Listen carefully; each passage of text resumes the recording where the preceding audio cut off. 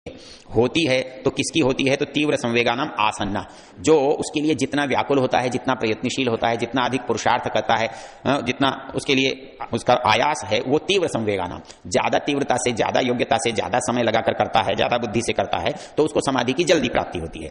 और मृदु मध्य अधिमात्रत्व ततोपि विशेष, और उसमें किसी का थोड़ा प्रयत्न है, किसी का उससे थोड़ा ज्यादा है, किसी का सबसे ज्यादा है। जो सबसे अधिक है उसे अधिमात्र कहते हैं, जो कम है बीच में है उसको मध्य कहते हैं, और जो बहुत मामूली है, थोड़ा थोड़ा बैठ लिए, कभी संध्या कर ली, कुछ कर लिया, तो ये मृदु है। और जो मृदु है उसको देर से समाधि की प्राप्ति होती है, और जो मध्य है उसको थोड़ा जल्दी होती है। जो अधिमात्र बहुत अधिक 24 घंटे उसी प्रेम में प्रयत्न में लगा है उसको जल्दी होती है।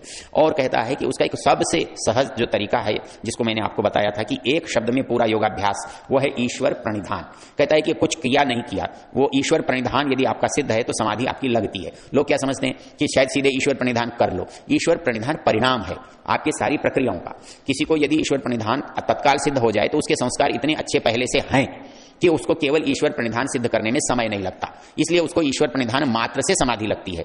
और दूसरे को ईश्वर प्रणिधान तक पहुंचने में ही समय लगेगा, इसलिए उसको पूरी प्रक्रिया से होकर जाना पड़ेगा। तो ईश्वर प्रणिधान मूल चीज है जिससे समाधि लगती है। आप केवल ईश्वर प्रणिधान करोगे, आपका ईश्वर प्रणिधान सिद्ध हो जाएगा तो आपकी समाधि लग जाएगी। आप रोज स्कूल में जाकर प्रतिदिन पढ़कर पाठ याद करके साल भर के बाद परीक्षा देके पास हो जाओ, परीक्षा में पास हो गए, आपकी समाधि पूरी हो गई। आपने थोड़ा पढ़ा लेकिन आप बहुत अच्छे बुद्धिमान हैं, आपकी सफलता हो गई। और कुछ लोग बुद्धिमान हैं, बस उनको कुछ पढ़ने की ज्यादा जरूरत ही नहीं पड़ती, उन्होंने थोड़ा सा देखा, जाकर परीक्षा दी, बहुत अच्छे नंबरों से पास हो गए।